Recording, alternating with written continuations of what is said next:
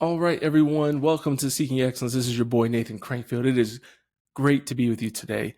Really excited about today's episode and excited to tell you about the guests that I have with me today here in a second. First, I just want to tell you a little bit about what I'm calling the Excellent Life Program. And so I've been very convinced, especially through launching my most recent men's group that I've been running, which is basically a group version of this program. I've been seeing the fruits of having accountability when it comes to seeking excellence, and that's mainly what the Excellent Life Program is going to be about. And so, just a quick overview: I'm looking for 5 people who are going to journey through this program with me in 2025. I'm going to be your accountability, obviously doing some formation, obviously helping you work through problems in the 7 pillars of excellence. And so, we'll be working through things like mental toughness, mental health, emotional stuff like relationships, friendships, making time for all these different things like time management, budgeting, physical fitness, spiritual life, all the above. We're going to be getting through that and helping you to go to the next level.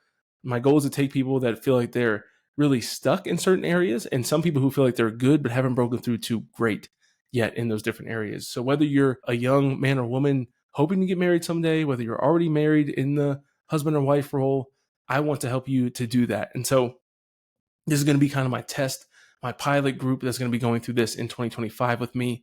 We'll have a book program that you're going to go through, different reading, lots of different activities and exercises that are going to help you to clarify your vision for your life, set goals and achieve them, not just set them for fun on New Year's, but actually achieve your goals and take your life to new levels. And so if you're interested in that, you'll see the link in the bio. You can just go, or not in the bio, you can see the link in the description of this episode to go ahead and fill that out. That's just an interest form. Lets me know you're interested. So when I start to roll out more information here in October, you're going to be the first one to get that. And we'll do some tests, some sample calls and stuff to see if it's going to be the right fit for you. All right. And so in today's episode, I have who really should be the Excellent Life Program first coach is Tim Urban. Tim Urban is literally like my life hero. He and his wife, Angela, are one of Emily and I's favorite couples in the world. We love both of them individually and together. They're absolutely amazing.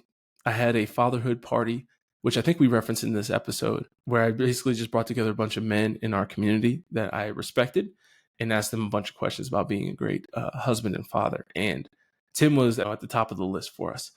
And so I'm trying to work my way through that list of men, getting some episodes done with them to really kind of go deeper into some of the practicalities of being a good husband and father. And so Tim is a great example of that. He's very down to earth. He's very humble.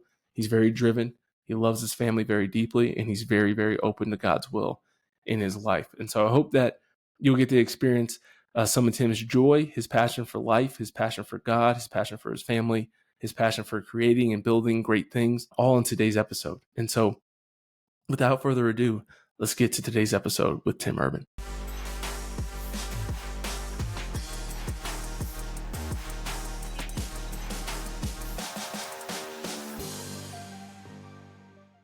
We have one of my favorite men in the world with me today. His name is Tim Urban. I think you're only, or at least to me, from my perspective, your primary vice is being too humble. And so today we're going to do some deep digging into the mind, the heart of Tim Urban. So Tim, thanks for joining me today. You're welcome. What a vice to have. Too humble. That's kind of you. Thank you. Absolutely. No, good to be here. Happy to be here. Absolutely. No, I'm excited. And I've wanted to do this. I've literally had a dream. I've never told you about this, and it's probably a dream that's attainable. But like my dream is to someday just come to your house for like half a day and just rotate through and just do the whole Urban family. Like I wanted to do one with just you because I've been doing a lot of men's content recently and really gearing towards men. I think that men need to hear from just you once, but would love to record you, me, Emily, and Angela. And then would love to record how cool would it be just to talk to Clara for like 10 minutes? It's hilarious. And then have Isaac and Joseph break down the business for us. Oh, yeah. And, whatever their recent theological. Idea. I know. Wouldn't it be cool? And just kind of rotate through and be like, this is their 7-year-old daughter. Yeah. You're from Sarah and Martha. I think it'd be awesome. Great. All the way up to summer. Good idea. I think it'd be good. So we'll have to get that together someday. But first, would love to start today. We were just talking about this, but I don't know a ton about your personal upbringing and your kind of life story. And so we'd love to start with that and just you kind of introducing yourself. Tell us who Tim is. Yeah. Born and raised here in Littleton. I grew up right by Arapahoe in Colorado. I don't know if you know that stuff. Raised nominally Catholic. I no fault to my parents. I won the lottery as far as it comes to parents. They're outrageously supportive, outrageously generous, and kind of raised, I would say, in the world. I went to a Catholic high school that I wouldn't necessarily say was very Catholic in its roots. And raised with an older brother, younger sister, still tight and close with them today. Raised in a very, very loving, good family that was very supportive, and we were supportive of each other. So I always thought growing up, like my best cheerleader was my older brother. He was a role model to me. That's the guy I want to be like, and he's still to this day, probably my best friend and role model as well. My sister is just like a saint on earth, not only for putting up with me as a big brother, but just who she is as a person. So really, I think God just really took care of me as in my upbringing and the family that he gave me. I went to Colorado State University. I wanted to be a teacher. So I went with an undergrad thinking that, I wanted to be a teacher. I was coaching swimming, managing a swimming pool, always had some sort of entrepreneurial thing in the background. So that's like a theme that you're going to find throughout this life that my brother and I used to catch turtles at we called it camp. It was daycare, but there was like a creek by, and there had some turtles there. We would catch them and sell them to the kids and for pot money, right? Like, wow. Yeah. We had pot money. My parents were extremely supportive, but it's not like we grew up with a lot. And I think that was a good thing. We had to work for what we had. And my dad was always supportive of business and entrepreneurial things and kind of that mindset. So anyway, during my college, I'd come home and work at this swimming pool in the summers. And I remember in the middle of the day, these dads were, on a Tuesday at 10 a.m. with their kids at swim lessons. And I was like, what do these degenerates do with their life? Right. Don't you guys have jobs? This was before remote work and stuff. And they were all firemen. Oh, so interesting. Yes, degenerates, but in a different way. Interesting. I started talking to them and not unemployed degenerates. No, they had a paycheck, right? Yeah. Just awesome people, great people that I met, and they all loved their job. Yeah. And so it kind of piqued my interest in the fire department, thinking what an opportunity to raise a family with this type of schedule. And they were all like coaches. They coached their kids. They had this free time that a lot of other dads didn't have. And that's really what started it. So I finished my undergrad with the teaching, did my student teaching, still coaching high school, sports, and involved in that. But I was also at kind of one foot, like really looking into the fire department. Ended up putting myself through a fire academy, getting hired at Littleton Fire Department, which has since merged into South Metro Fire. So I work for South Metro Fire. We work a schedule of 2 days on, 4 days off, which leads a lot of spare time for family time, for some of these other entrepreneurial efforts that I do. And it's just been an amazing career that I tell people I've never gone to work. And that's a pretty amazing thing, right? If I can't wait to get back to the firehouse and see my friends, my buddies, and serve the public, help people, have fun while you're doing it. It just happens to be a job. That's awesome. Yeah. That's so cool. So yeah, from there, I remember getting married, and probably like you, it's like, I don't know how I'm going to pay for some of this stuff. And I got a mortgage and I've got like all these bills that, you don't even realize come when you kind of start getting married and building a family. And you're, how old were you when you got married? I was 27. Okay. Yeah.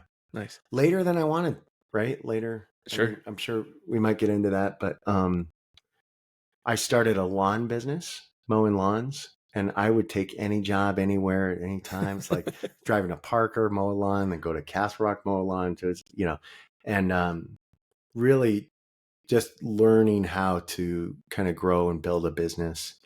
Um, I ended up selling that and buying into a Grease Monkey, a franchise, quick lube franchise, with a car wash, and then during that time, I I figured, look, I'm learning about all this business, like the school of hard knocks. Like there was some Yeah, you're tough you're in it. times, yeah. But maybe I'm missing this cognitive piece, right? School piece. So I went back for my MBA at Mm. an entrepreneurial school called Babson, Babson, Babson College. Not many people have heard of it. It's out east. It's in Boston, but they had a satellite program in San Francisco, Mm.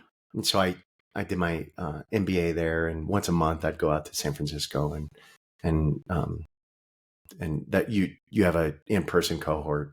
So I'd spend time once a month in San Francisco. I was building that quick lube, and I restarted the lawn business, but I integrated the stuff I was learning in school into that lawn business, and it was night and day different. Really? It really was, Wow.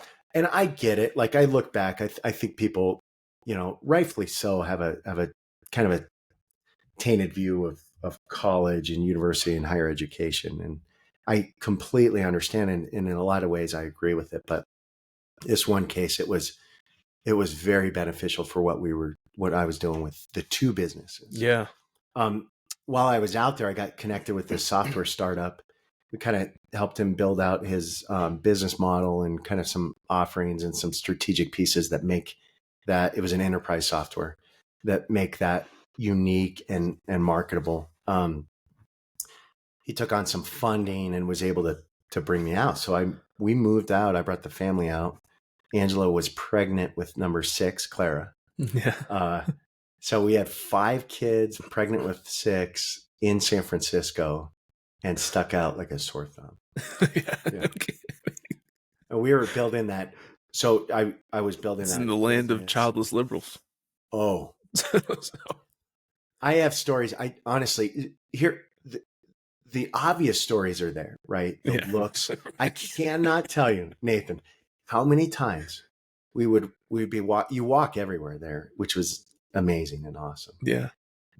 We would pass people, and then I go turn around, and they're turning around counting, because Yeah. it is. If you have 2 kids there, you stick out. Right. And we had 5 and 1 on the way. But the good part of the story is that more than a handful of times, people would stop me and hand me cash Really? on the street, in church, in adoration. I remember being in adoration one time, and this in the Asian culture, they have these red envelopes. It was an Asian man that handed me a red envelope, and he says, "I love what you're doing." Walking out of adoration, I was in adoration, and I'm not going to like open it up in Yeah. adoration. So I finish. I leave the Lord, and I open the envelope, and there's cash in there. Wow. And that happened, I mean, 5+ times, where people Really? just like it was a desert where people were like longing to see that type of stuff. Maybe they'd read about. I mean, it sounds crazy, Hmm. but no one that I knew of had more than certainly 2 kids, but probably just 1. But you could do it. We could do it out there. The rent and everything was outrageous, but it's like you just make it happen. And Yeah. so that happened a bunch, that people would like come and support us and tell us more than the other side that you would think. Yeah. I have other stories that are just, kind of showcase people's pain, Yeah. probably in in the life that we were living there. But that didn't work out. That software startup didn't work out. I came back here. I had kept my job at the fire department by the grace of God. Um, Were you flying back and working? no, initially I was I had spread out vacation and trades that you could work for a firefighter and they'll work for you. You swap Oh, days. okay. Yeah. So I'd done that. We were living out there full time. And then when I realized that it wasn't going to work out, I kind of proposed to the owner, say, hey, look, I'll cut my salary and I'll commute. So for about 2 months, I was flying in back to Denver, working my set at the firehouse, then flying out and then working at the software company. And the family was living in California. In San Francisco, yeah. It was 6 kids. And 5. So here's the deal. There was this fantastic priest that I'm sure some of your listeners know. His name's Father Ilo out there. And he became a really close friend of mine. I've got 2 stories. Do we have time, by the way? Yeah. Okay. This is what we're here for. So I got 2 stories. One, I flew in and Angela, people, when it became clear the job wasn't going to work out, people were freaking out for us. What are you going to do? What's going to happen? Right. Are you going to do a job? Are you moving back? And I rightfully so, they care about us, all this stuff. But I remember our prayer life probably had not been stronger as a couple. Wow. And we were at such peace that anytime somebody would have, well, what are you going to do? What's going to happen? It was like, it's going to work out. Yeah. So people would call and say to Angela, like, what do you do if he's in Denver working at the firehouse and you go into labor? She's going to kill me when she says it. She told one of her friends, she goes, well, I mean, I guess I could Uber to the hospital. And I was like, please don't let that happen. So that's wild. Father Ilo has his 25th ordination anniversary while we're out there. Okay. So I fly in from my shift, and on that day is the celebration of his ordination. We had a mass, and then we all kind of went. It was almost like a wedding reception. We went into this reception hall and celebrated and had dinner and stuff. Well, Angela goes into labor that night at the ordination celebration with Clara, with number 6. So we have our baby in California. So Clara was born in California that next morning. So it was funny. We were leaving, and I was like, "Yeah, Angela's in labor." And they go, "What? Angela's in labor?" It's like, we've got this, So we go. We have Clara the next day. So the next day was a Thursday. Sunday, Father Ilo calls me and says, "Hey," calls Angela and says, "Hey, has Tim ever been kayaking?" And she's like, "I don't think so. Do you think you'd want to go?" And she's like, I have a 3-day-old baby. Yeah, 5 kids. Yeah. So 5 other kids. 5 kids. This is number 6, and she's 3 days old. And she goes, I think you'd want to go kayaking. Yeah. Like, what? She goes, okay, tell him I'll be there at 6, and he comes and picks me up. He has 2 kayaks. And we drive to the bay, and I've never been kayaking. I don't know anything about it. So he sits me down on the beach and gives me this tutorial. All right, you got these pedals here, and you put this and use your balance, and you'll be fine. Don't worry about it. And if you know kayaking, they have like a skirt you put on that, like any of the water that comes up, it just like protects the shell of the kayak. So it's not all getting in. Yeah. He's got one, but he's like, you don't need one. Don't worry about it. Right? It's foreshadowing, right? So he says, do you want to kayak to Alcatraz? I'm like, yeah. And he goes, well, the tide's coming in. So Alcatraz is over here and the tide's coming in. So we'll kayak here and the tide will push us to Alcatraz. Yeah, you like have an angle kind of. I said, yeah, exactly. I said, okay, we can do that, and I'm like, all right, kayak. He told me something about the pedals. And so I'm kayaking for the first time in San Francisco Bay, and there's dolphins next to us. It was surreal. Well, I'm about 100 yards from Alcatraz, and these waves are getting bigger because what happens is the tide comes in, it hits Alcatraz, comes back and hits the incoming tide, and the waves get bigger. Mm-hmm. Well, they're way over my head, and I swamped the canoe, and this thing's cooking. I'm in the middle of San Francisco Bay with a 3-day-old baby at home, capsized. And Father Ilo's like, oh gosh, okay, what do we do? We had all these plans, like, okay, try to get the water out. No way. There's not getting water out. Are we sleeping the night at Alcatraz? We're 100 yards there, and he tries towing me. It doesn't work. Well, a tour boat's leaving. The last tour boat of the night's leaving Alcatraz. So I'm waving the oar, like, hey, and they don't see us and they keep going. No. So it's like, oh my gosh, what do we do? Well, all of a sudden, this little boat comes around the island with lights coming. It's a party boat, and they come right up to us and they pick us up. And I didn't see. I kind of come up over the side of the boat, and I've got 2 beers waiting for me. Right when I kind of stand up on the side of the boat, I look around. It was the Stanford women's soccer team alumni party. Wow. So all these like, 20 something former Stanford soccer players were on there, and they got this boat. And so me and Father Ilo get on this boat and have a couple beers, and they say, well, we rented the boat. Do you mind if we just finish the party boat, the tour of the bay? And because we don't want to bring you back in and then go out. And I said, oh yeah, whatever. So what an unlikely circumstance, man. It's like I capsize his boat in the middle of the day. You like almost die. Yeah. Well, what's funny is at his ordination ceremony or celebration the night before or that Wednesday, like 3 people went up and said, oh yeah, I went ice climbing with Father, real outdoorsy guy. Yeah, we got stuck in a blizzard and we had to stay overnight. And he had like a bunch of these types of stories. Wow. So you had a warning. I should have known better. So anyway, he was not the guy. Party boat, docks, we say goodbye. We had some great conversations on there about the priesthood, Father Ilo. I'm sure, yeah. This and being a father. And we coast back in and get to the door. My wife opens the door at like 11 o'clock at night, just ghost white, like, and Father Ilo says, I'm sorry. Here's what happened. I won't go into the story, but about a month later, he goes, I got to redeem myself. Let's take the kids out. We'll go kayaking in Sausalito Bay.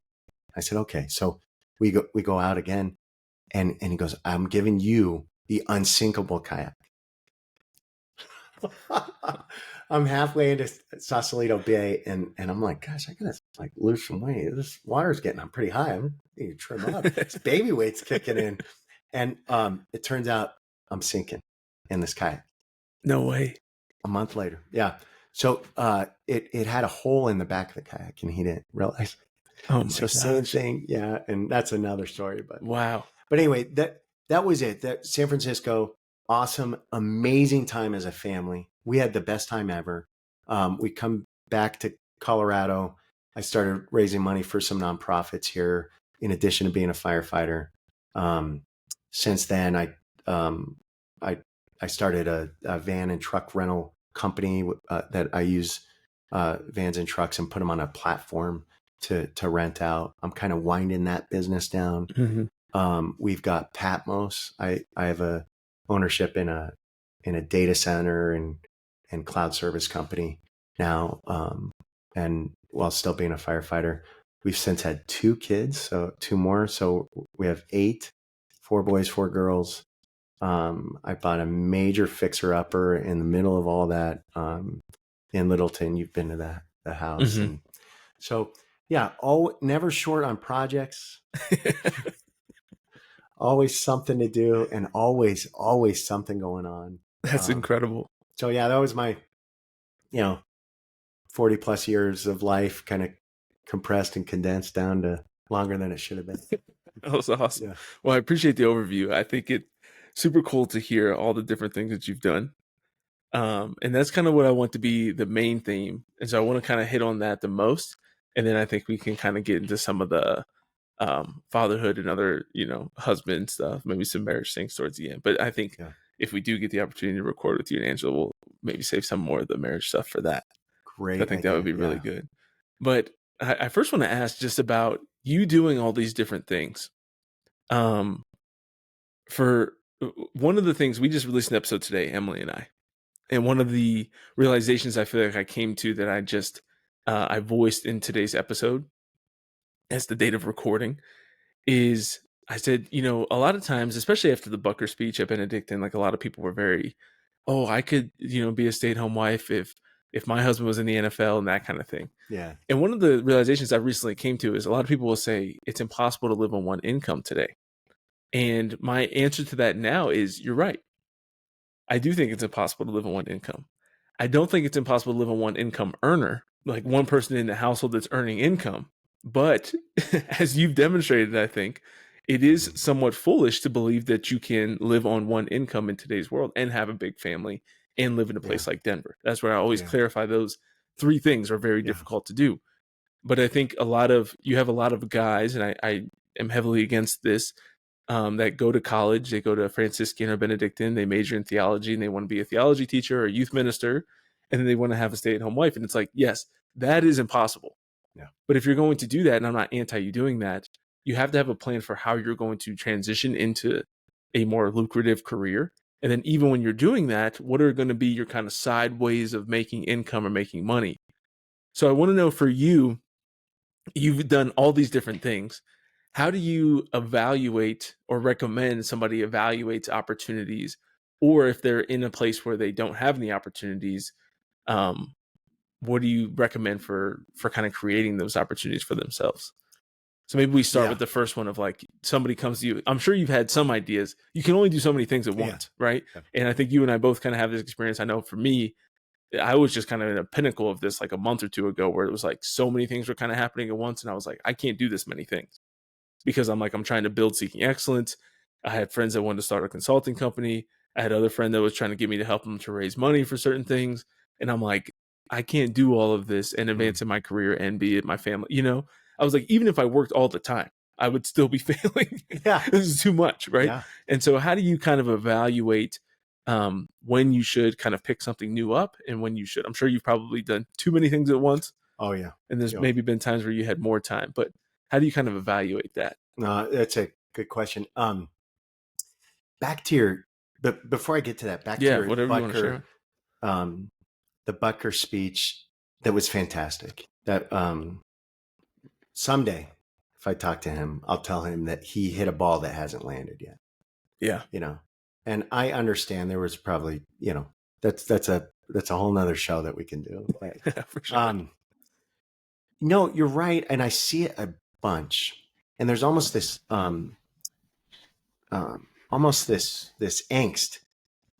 Somebody that went, and I just want to be a youth minister, Yeah. and I want to raise a family in Denver, and we're going to be a big family, and I need a house with a quarter-acre lot, and so that the Yeah. kids have a big backyard. All of that, like In that's Littleton. great. In Littleton, yeah. I get it, but it's not realistic, and there's a part where reality meets dreams, but then remember that God's math. My father-in-law has this awesome line. He says, "Your math and God's math doesn't work." And what that means is, God always finds a way. He will find a way, but you have to be the tool to do it.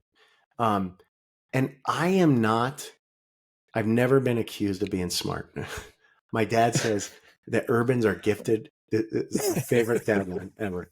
My dad says urbans are gifted with strong backs and weak minds. That's incredible. We in the Army, they used to always say you have either a smart ranger or a strong ranger, but you seldom have. It's good to know which one you are. And sometimes maybe knowing is like that's That could be the game changer. that's realizing your Thinking you're the strengths. strong one when you're smart, or thinking you're the smart one when you're strong. Exactly. Yeah. That's when you're in dangerous territory, I think. It's rare that I'm the smart one. And I say that in sincerity. And I feel like I have this maybe a sense of opportunity. I know when an opportunity is in front of me. Yeah. But I do my best at Patmos. I am never, and I mean never, the smartest person in the room, which is a really good thing. And I've been surrounded. Our board is, I'm basically, holding on for dear life because they're so talented. Mm-hmm. But to evaluate those, you're so right that you'll get opportunities if your eyes are open to them. Yeah. But then discerning which opportunities to take and go after is the next step. Mm-hmm. So my advice, if you had asked, the question that you had asked is that, one, get your eyes open. There's opportunity everywhere. you need, as a father, streams, plural, of income in today's world, especially not if or if especially if your wife is a stay-at-home, Mm-hmm. right? Which is ideal, right? That's ideal, meaning, you have a stay-at-home mom and your wife is a stay-at-home. That doesn't mean that she provides streams of income. Her primary vocation is to stay at home with the child. So, or children. Um, that that's our call, right? Our vocation is fatherhood. Well, part of fatherhood is that providing. Mm-hmm. Well, I remember when I first started that Grease Monkey, right? That it's really exciting. It's this new business, and there's all this opportunity of growth and all these things. I remember coming home. The place closed at 6. Cash out the drawer, reconcile the day. Come home 6:40, 6:45, somewhere around there. Well, I'd missed dinner, and I'd probably owned this thing for a week. And Angela said, and it wasn't like disappointed or angry or anything. She just said, "I think you should be home for dinner." And that's a punch to the gut, Mm-hmm. right? You've probably had those. I have those, Yeah. monthly, where it's like you have to reset and fall back into the vocation that God's given us. So there's that balance that you've probably talked about on your show a bunch, but a balance of providing, that we're providers, but our main providing is that fatherhood and husband piece, right? Yeah. So, yeah, this is a windy way to answer your question. Open your eyes for opportunity, and then discern those pieces of opportunity. And you can always find a job. I remember when things were falling apart in San Francisco, and it's like, what am I going to do? Do I leave the fire department? Do I stay out here? There was another opportunity for a startup out there that would keep us in San Francisco working on that software, a different software startup. Or do I come back and all this stuff? But the discerning of those opportunities is that next step, and that's what keeps that fuel going to keep the car on the highway, right? The car of your family. But And I think important there is knowing. I always say you have to know, similar with virtue, right? Virtue's in the mean, and you have to know with each virtue which excess or deficiency, yeah, which side you err on. yep, And then, or which side you typically fall on. And then I think the best way to find yourself back to the mean is kind of err on the other side, right? So if I'm deficient in courage, then maybe I try to be a little bit more rash, because I'll probably end up at courage, right in the middle. yeah, And I think the same can be for like these types of opportunities. I know that I'm somebody who I say yes to too many things. yeah, There's also a lot of guys out there who say no to everything. Emily and I are the opposite in this, right? When we're evaluating things, like Emily is always much more skeptical. She's much more pessimistic about a lot of things when evaluating things. And yeah, so we know that like the middle is where we probably should end up, right? We shouldn't yeah, be as eager to get into things as I am and to start new things. mm-hmm. And we shouldn't be as hesitant as Emily can be, And Yeah, so I think that's a big part of it too, is kind of knowing as a man, where do you fall in that spectrum, and trying to challenge yourself a little bit to yeah. either be more hesitant or be more aggressive. Angela is very, very supportive. I'm sure Emily is too. She's just supportive in every way. But I've had to do that. I remember being at my limit a specific time. I was running 2 businesses. I was a firefighter. I was in my MBA program. Other than that, I really didn't have much going. 5 We had kids. four or 5 kids at the time, and I remember saying, that's my max. I know it. I'm past it. Mm-hmm. And it was past like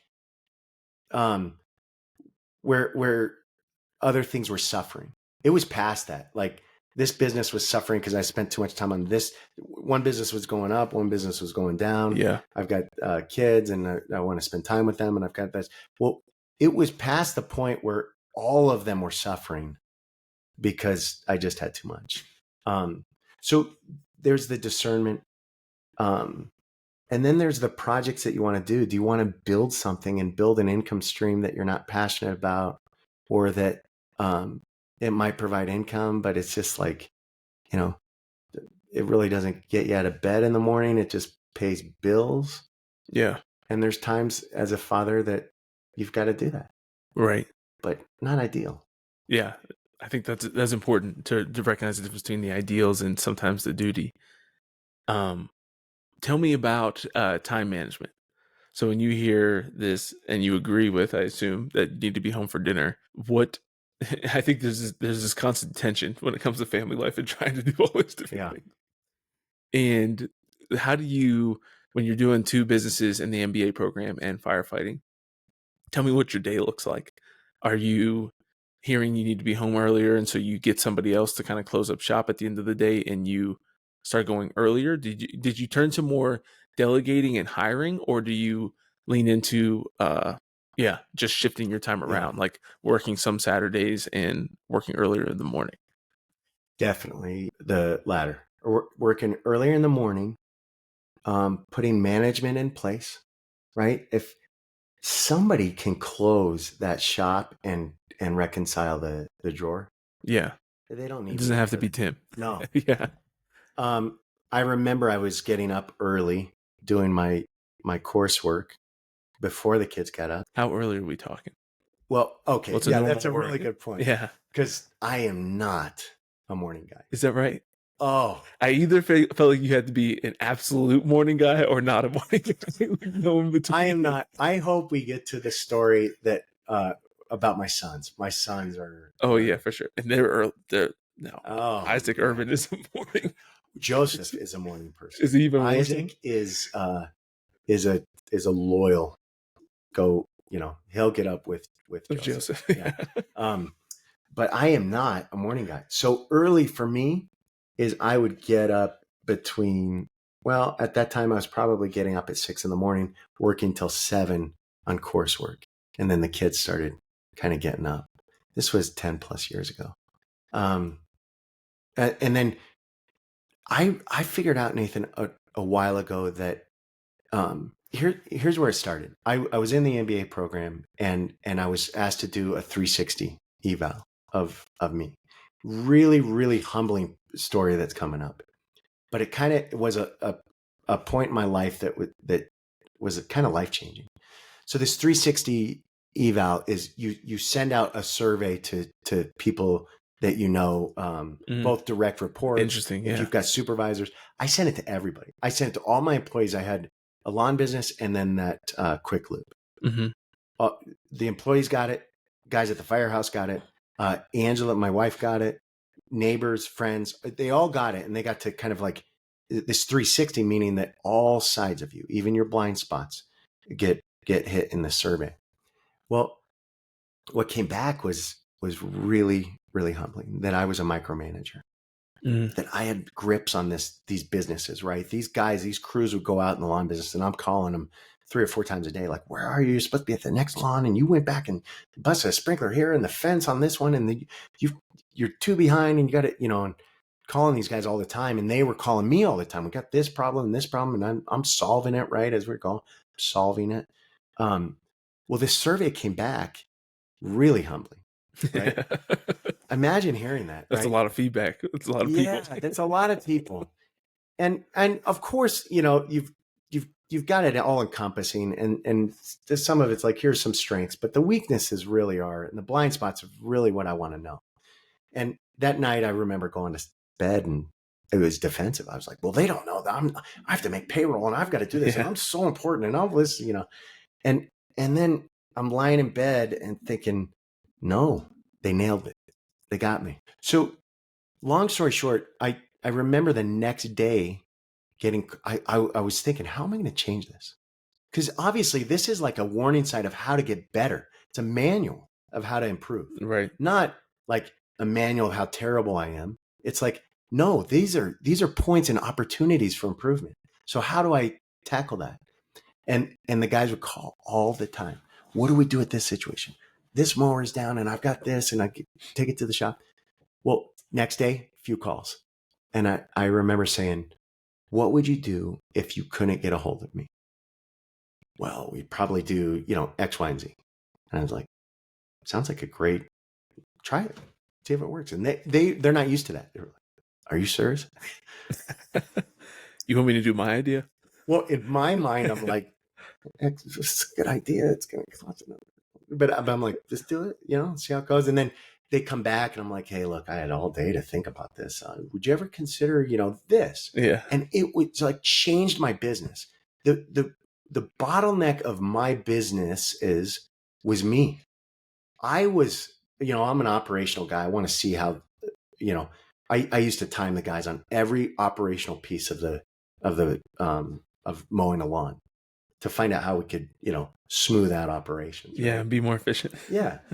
But what I found out was the business started booming, growing exponentially when I wasn't involved so intensely in operations, and I came back on leadership, not management, and strategy. And we grew more. I grew more in the next year than I did in the previous, 2 in that business, and then 5 or so in the other one. Yeah. But it was me. I was a problem. So to your point about time management, like what can I delegate and probably at least short term receive less profit or income but gain some of that time back. And that is time management, in my opinion. Right. Yeah. I think that's huge. I've seen a lot of people who are unwilling to either let go of control or to invest back in that way of being like, let me hire somebody or let me delegate this out to somebody else, which I think is a really important lesson. Now, when it comes to the time management, has Angela always been as supportive? Was there some growing pains in the early years when you were so busy? Did she evolve in that at all? Or do you have any advice to wives who do struggle with it? Because I think that there's a balance, right, between like, hey, you should be home for dinner. Yeah. Like that can be great. But I know I've talked to men who feel like whose wives want them to leave for work at 9 and be home at 5 and come home for lunch and make $250,000 a year so they can go on the vacations and have the big house. And the guy's like, I don't know how to make that happen. Right? I can't make that much money in this short amount of time and not have some either early mornings or late nights or working some Saturdays or whatever it might be. So what kind of advice do you have in that regard, like the tension that can create in a marriage? And if you have any personal stories or any of that, that'd be helpful. No, I mean, definitely. And it's ongoing.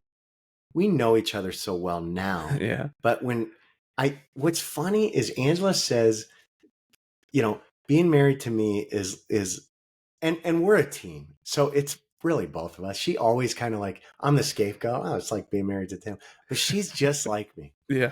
In that, some people get on I-25 and drive north and they're stuck in traffic. And then they got free throw. And then it's a road trip. And we like ride a bike and it's got a flat tire as we get on the bus. Bus is fun. We get to talk to each other. And then we get on a train and go. And sometimes we're passing that same guy that's driving on I-25. Right. And then the bus breaks down and then he'll pass us. We'll get in a boat, we'll take it up the Platte, pass him again because he's in traffic. The point was like, some people are just like, I just like I-25 on this. Well, we're not programmed like that, Angela and I, right. Especially me. Yeah. So we do all these different things and we'll probably end up at the same place at the same time as the guy that takes I-25, but we had this adventure that we got to do. Absolutely. But I remember when we first got married and I had the lawn business, and there were a number of failed businesses in between there. Mm-hmm. And even the lawn business was a struggle. The Grease Monkey was a struggle. There's all these, like, it's never just this. It's like I compare it to the stock market, right? Mm-hmm. Like trajectory over time is here, but there's a lot of these. Right? Yeah, these some down years. Yeah. Some bear markets in there for sure. That's right. Well, and she, I always kid her and I'm like, well, you married me. This is what I got. Yeah. But she did. She had that talk, right? Like, hey, I think you should be home for dinner. That's really important to us. And it was eye-opening. Like, I need to be home for dinner. Mm-hmm.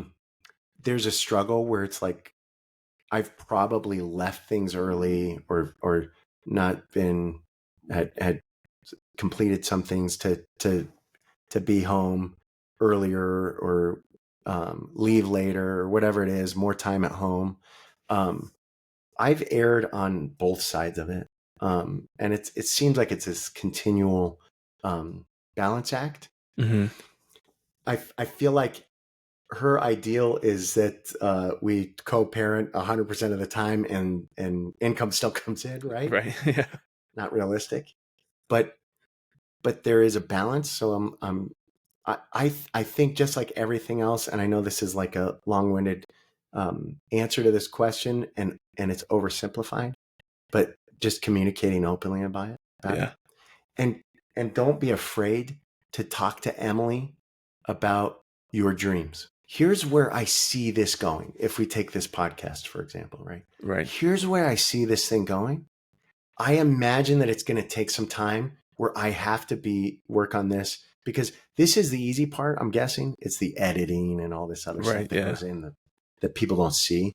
They're like, oh, this looks easy. You just talk to me. Yeah. I'm like, that's not the work of it. But I feel like if Sure. you discuss and talk with Emily, open communication, and say, this is where I see we're going to go.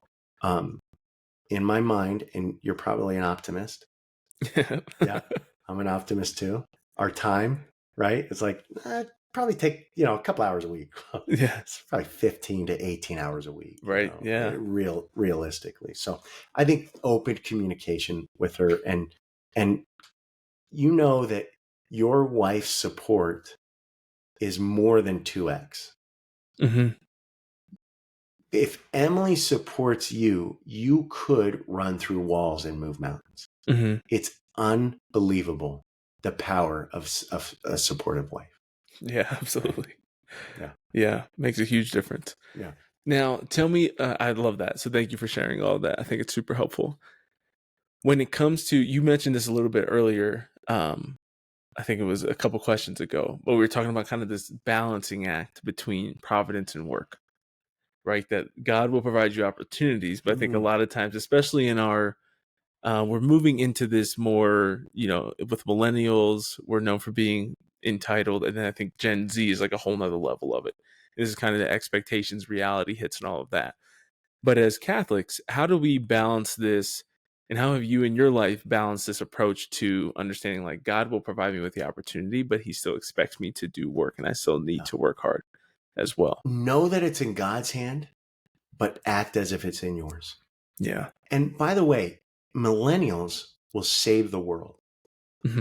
And I mean that. I think that too long, it's common practice to just kind of bash on the next generation. I'm very optimistic about millennials. I am. And millennial priests are great. Yes. Oh, this generation of priests are unbelievable. On the up, man. Yeah. I went to your wedding and I got to go to your wedding, and I was able to bring my kids to see a great Catholic wedding. Same with your sister-in-law. Same with a wedding earlier. My goddaughter, my niece, got married. Yeah. We went to a wedding in Minnesota, and they were fantastic, awesome weddings.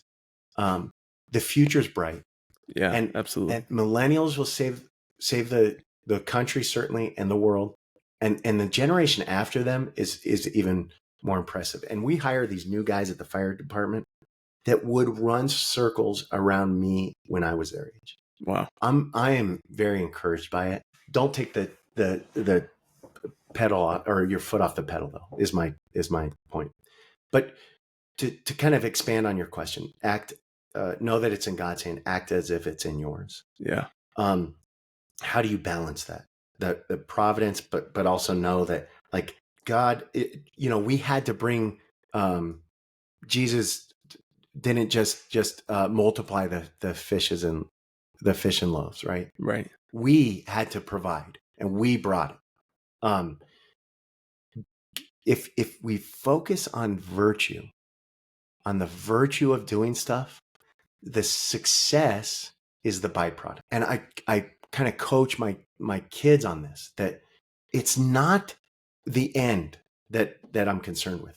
For example, I've never, ever, we homeschool up until high school. And homeschooling is the best thing that's ever happened. And I tell everybody, if you have any opportunity, it's not perfect. It's not for everybody. If you can homeschool, homeschool. But then they go to a small Catholic high school, Chesterton Academy. And I've never looked at grades, ever. Really?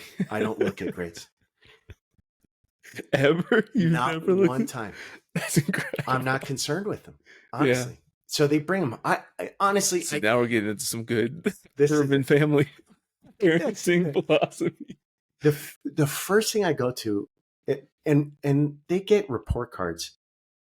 We'll take a quick time out and we'll come back to the report cards. Yeah. I just feel like people need to know the context of your children before you get into what many people consider your insane parenting tactics. I feel like people need to know that the 8 urban children are the 8 greatest children I've ever met in my life.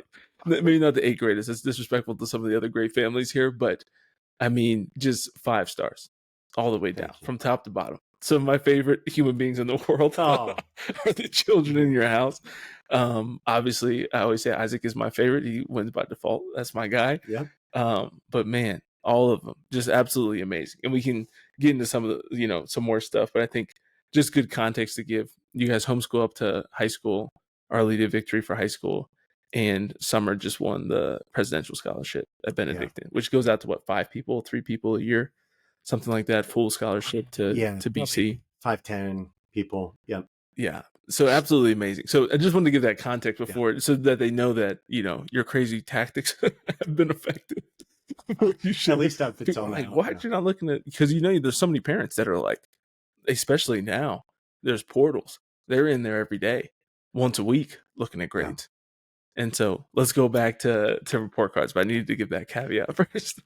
And don't let me forget about the providence thing with God providing, but I think it all ties together. Mm-hmm. That if you're concerned with the virtue, and the virtue is the one you kind of mold and sculpt, that all the other stuff kind of takes care of itself. So the report cards, I've never really even seen grades, and Summer was valedictorian. Yeah. So here's the story. This one I tell, and I think Angela's going to elbow me and be a little bit embarrassed, but I had no idea that Summer was, she's valedictorian, right? Well, we go to this, to go to look at colleges, and we went to the University of Dallas, and we're talking to this counselor, and he's saying, if there's a scholarship, and I think it was like half off tuition if you had this GPA in high school. And I remember thinking, because right? It's not like I had that GPA. Right. He tells, and I forget what it was. It's probably like a 3.5. And I was like, oh man. And I remember talking to Summer. I was like, well, if you get the 3.5, and she's very humble about it. She's like, well, I would get that scholarship. And I was like, you would? Are you kidding me? You would? You have this GPA to get you that scholarship? Yeah. And she's like 5 points above it. She was like, yeah, I've got that GPA. That was like March of her senior year, right? That's so hilarious. Yeah, she did a good bit. She's like, yeah, we're doing all right. But what I'm concerned about are the comments. So if we have a report card, I go to teacher conferences. Tell me how my child's being on the level of virtue. I literally, Nathan, and I know that people will disagree with this. I do not care. I don't want to say I don't care, because we're supposed to care and put work, and God wants us to seek excellence. Yep. I would agree with that. It's a plug. But I am really not concerned with academics. It's like, yes, I want you to better yourself as a person and your mind and learn things that are fantastic and beautiful and good. But if you do that and you're not it means nothing.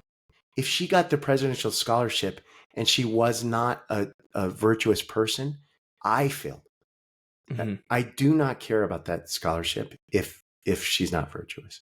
So I want to look at comments. Are you respectful to the teacher? Do you help and support other people in your class, or whatever else down the road? The byproduct is grades. If you do that, you're probably going to decent grades and be involved. Mm-hmm. So if that makes sense. Absolutely. Yeah. Yeah, I think that reminds me of two things. I think one is there's this article that came out. I have no idea how long ago. It might have been several years, but I discovered it in the last year. It might have come out in the last year. That was titled Harvard or Heaven. And it Oh, was all yeah. about Catholic education. And it was talking about how a lot of Catholic schools have shifted from trying to form kids for heaven into shifting to forming kids for Harvard and Ivy League schools and just college acceptance in general, right? That's Yep. just so much more important. And I see it every day. I mean, Yep. I sell to schools. And so I talk to these schools and these principals, sometimes teachers, that it's like mind blowing their lack of Catholic identity and how like, Yep. you know, just little attention and effort and resources go into the actual faith formation of the students. But their academics are great. And on their website, they're bragging about their graduation rates and how many kids go to college and all those kinds of things. You know what I mean? Yep. And so you see it No, all the time. you're right. But I would say that we have friends from Minnesota. They've got 10 kids, and they had a neighborhood parish school that had a dress code, and they had mass once a week. And then the dress code was lax, and then wasn't really being enforced. Well, they drove past that school, like 20 minutes, to a school with uniforms, daily mass, stricter, more pressure on being virtuous than school. And the first school, they have enrollment issues. They can't even fill grades. The school they went to has a wait list. Yeah. And so the point is, like, do you want your child into Harvard for them or for you? Mm-hmm. And more times than not, it's like, well, my child is going to Harvard. And it's like, to me, without being incredibly judgmental, I would say, how is their soul? Because I want to prepare their soul, right? Because there's the day, God willing, if the Lord is merciful and I'm at the gates, what did you do for your children? Not what school did they get in and how many sports did they do? What were their grades? Did not care.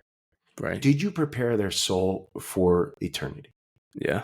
And I know I just took us to another level of like intensity, but if that's how you and I work as husbands and fathers, am I leading my wife?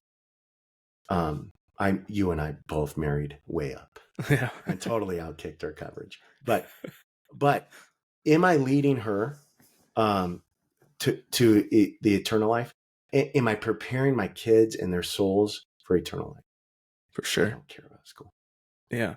What's amazing though, I think, and what you've proven at least one for one so far, is that you can do both. Yeah. Is that Yeah. you don't, I think a lot of people look at the trade-off, and this isn't a ton of our audience, but I think that there are some that are still kind of driven in this very much like get into the Ivy League schools or have like the kind of still focus on some of those things.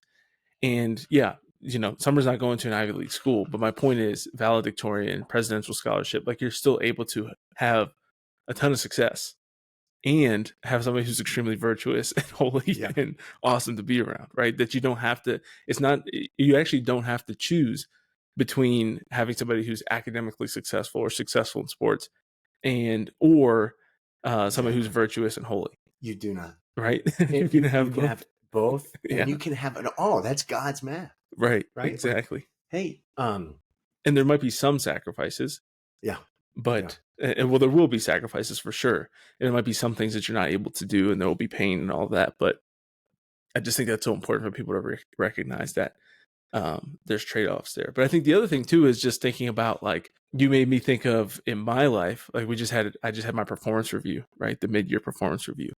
And we get graded across all these different categories. There's things like creativity, results, but we also have like love and hustle and different things there. And so working in sales, obviously results is a big one and is very yeah, transparent and very objective. But I think what's cool is getting to hear for me, and I think just for other people out there, is being able to evaluate, okay, what did my peers say about me? Getting the results and just being a leading salesman is not enough. For my character, what did my peers say about me? What did my, if I have people that work under me, what did they say about their experience of me? How did I get scored on love and how I treat other people? And what are the feedback that we're getting from customers when they experience me, when they were a part of my retreat that I led for Hallow, or I spoke at, give a breakout talk? Were there positive reports of that, these experiences? I think that's the kind of ways that we can kind of evaluate that in our Mm-hmm. own lives. You talked about the 360 feedback and things like that too, of what is the impact that I'm having in my family life that we don't. So I just think that so often, and what I try to prioritize in seeking excellence is people want to either just prioritize that professional success and ignore the character, ignore the other things, or there's a lot of guys out there, good Catholic men, who are all in on family, all in on faith, but are not pursuing and ambitious and driven when it Yeah. comes to the providing piece of it as well. And I think that that was a good description of how we can kind of balance that out and pursue both. It doesn't have to be Yeah. exclusive in our own lives too. And I think of it in business. If I forget what I was talking about in leadership. I was working with this company on, it was, I use this term really lightly, consulting, but I came in to teach a course that I developed from Lencioni's Ideal Team Player. So this construction company, I presented it at the firehouse, and we worked with all these small teams on the Ideal Team Player: humble, hungry, and smart. Mm-hmm. And I presented it to, it's like a three 2-hour sessions on each of those virtues: humble, hungry, and smart, to this construction company, secular construction company. Actually, there was a guy in there that said something like, "I used to be Catholic, but the fabricated guilt drove me out." And I was like, sorry to hear that. But anyway, my point was that if we build on these virtues, the byproduct is success. Similar at Patmos, we use the EOS system. It's traction, Gino Wickman. I don't know if you've heard any of that, but kind of. Well, I do have traction, but I haven't read it yet. Oh, Yeah. that's a good one. Yep. We use it, like a handbook at Interesting. Patmos. Oh, okay. Yeah. The byproduct is success. So if you're doing all these reps, right? Like baseball players take, Major League Baseball players take, hundreds of thousands of swings before they're in the World Series Game 7, bottom of the ninth, right? They've done it so many times that they've done all those reps. Their byproduct will be success. So at whatever it is. So with your kids or school or your performance evaluation, if you work the virtues, this is my opinion, you work those virtues, your byproduct will be success. Mm-hmm. Yeah. Yeah, I think that's so good. And yeah, and pretty universally true. And I think important for people to recognize that, yes, you can have some success in this life without the virtues, as far as like you can make a lot of money and still be very vicious and lacking in virtue, but you won't be ultimately successful. Yeah. Right. And you're not going to be happy and fulfilled. All right. Last thing I want to ask you about today is kind of this combination, or this tension, another tension between greed and providing. Mm-hmm. So one of the things that I think is most challenging and difficult for a lot of people to understand, if they weren't, especially people who are raised with money, can sometimes have this assumption that like money is always there. Right. And just like you don't have to kind of forecast, if you will, and kind of plan out. I'm a big believer in that you want to, plant the crops before you're hungry, or, dig the well before you're thirsty kind of mentality. But there's also a balance there of saying like, we don't want to get greedy. Right. So you have to like almost put a cap on it, I think, to an extent of like your ambition. To where, again, you're not missing out on family time just to make more money. Say you get the $200,000 a year, you're like, okay, now I got to get to 300. Then you want to get to 500,000. Then you want to get to 1,000,000. You never kind of settle in a place that like it's okay to get to a point that is comfortable and good. but you also don't want to get, like you said, take your foot off the pedal and realize that things can shrink up, especially in the entrepreneurial side of things. I think you can really lose your momentum very quickly. I'm very big on momentum, um, and just start to go backwards, right? And then I think for us, I'm always thinking about this as a young father with a growing family, that it's not going to get less expensive, right? Not only are we likely, if let's say we have 4 more years of Harris, life's just going to get more expensive inflation wise, right? It's going to be inflationary, but then also you add more human beings under my Yeah. provision, right? That doesn't get cheaper, is my understanding. And so we have to be shooting out to say, okay, if I make $100,000 today, I have to make $125,000 at least, Mm. right? 3 to 5 years from now. And then after that, 150, 250, whatever it is. But just how do you kind of balance that for you? Or how do you suggest we young fathers think about that? Of, well, I don't want to be like, I think a lot of Catholics get afraid of being materialistic or kind of greedy, and we like fear having a lot of money. But also, on the other side of that, we have obviously the need to provide, but we don't want to become excessively obsessed with money or stressed about money all the time. Yeah. No, I heard this one time that Catholics love poverty. And it sounds bad, and I think that you could, take it wherever you want. But that one hit home to me in that you don't have to. Why? Right. Uh, God's given us so much talent, skill, abilities, opportunities, so much grace. Use it. It's the gospel of the talents, right? Mm-hmm. That God wants to multiply. And he will. It's beyond generous. You'll look back 15 to 20 years from now, and you will be unbelievably amazed at where your life is. And I'm telling you that right now. Like, isn't that awesome? Yeah, it's really cool. Because I look back, I'm like, I would never have written my story like this. It's way better. Mine would have been so boring. Like chapter 6, I got another promotion and I made a little bit more Right. money. Yeah. Had my second kid. Yeah. Yeah. It's like, no, man. He's like, it's tenfold. Embrace it.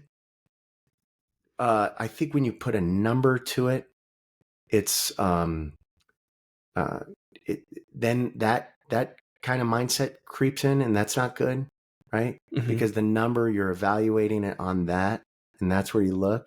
So take the numbers out of it. I know it's easier said than done because we're growing a family, we want a budget, all this stuff. I go back to the virtues, right?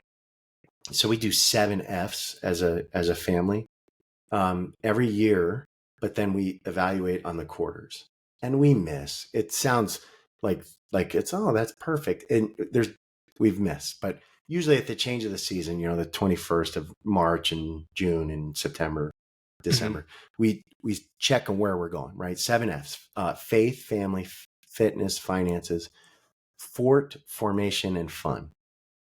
What was Fort? Fort is your house. Oh, okay. So I like it. these are goals, right? Your faith. What do you want to do? Well, here's an example. One Advent. So we were doing goals, and I said, or I think Angela said, I want to make, this was, Summer was tiny. So I mean, like, we probably had 2 kids, Summer and Soph. And Angela said, I would like to go to mass 3 days a week. We were every Sunday, and then maybe a 8:15 mass here and there, right? Mm-hmm. And 3 days a week. Okay, well, let's try it, right? So that was our faith goal one year, right? Mm-hmm. Well, now, I mean, honestly, it would be something out of the ordinary for us not to make a daily mass, because it started way back then on this goal that we set, that faith goal, right? Faith. Then family, you've got, whatever family type goals you've got, your fitness, finances, all this stuff, right? But when we set those goals, that's what we concentrate on. And that's what we hit, right? When I owned the Grease Monkey, I had these metrics. You got to hit these goals, right? Mm-hmm. Well, that's what you hit. And I've got a story this for another day, but in business that when you set those metrics, that's what you hit because that's what you're looking at. Mm-hmm. Same thing with your family. So if we have those 7 F's and one of them is finances, the finance goal is not necessarily, it's got to be objective. It's got to be, my goal is to do this by next quarter or by the end of the year or whatever it might be. But if it is set at this sort of salary, I think you're probably setting yourself up to fall short. And not, you'll hit the salary, but fall short on what God has planned for you. Mm-hmm. So maybe a different, bigger financial goal would be, I want to set up this type of habit that's going to solidify a virtue that the byproduct's going to be success, like I said earlier. So it's more of like an action goal. Yeah, but objective. You got to be able to measure it. Sure. So yeah, we do those seven F's, we call them, and each one, ideally kind of like elevates you, and it's slow, right? If you think that years ago we weren't even going to daily mass much, and now it's common practice, and then the next goal is like, all right, well, let's be more consistent with confession, and then pretty soon that comes. Yeah, pretty consistent. And then my kids and Jordan are going to be infinitely better than us. Yeah. They already are. My kids are like, I know I talked big, like, oh, we got to lead them to holiness. They are leading me. Literally, my boys wake me up to get me out of bed to go to 6:30 mass. Yeah. So it's like I said, man, if I look back at the book God wrote, and it's like J.R.R. Tolkien's, right, compared to mine, which is like this picture pop-up book with like 3 pages. You wrote a masterpiece. Yeah. And mine would have been like, a magazine. I love it. Yeah. Well, that's great. Well, I appreciate it, Tim. This is awesome, man. Thank you for sharing everything you shared. Your stories were great. And I hope that the listeners out there were blessed by the things that you said today. I totally appreciate it, man. Yeah, we'll do it again. I like that idea with the kids. It would be good. It could be really cute, and also just really cool for people to get to hear the inner workings of the minds of Sarah and Martha together. It could be.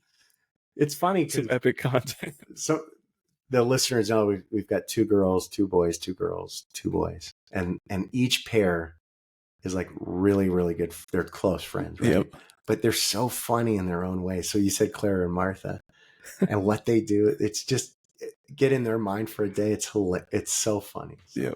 They were our flower girls at our wedding. Yeah. Which was really, really amazing. One of my peak moments of my life was getting to be there when they opened their dresses. Oh, that was so funny. When Angela gave them their dresses. Remember that? Yeah. That was really, really awesome.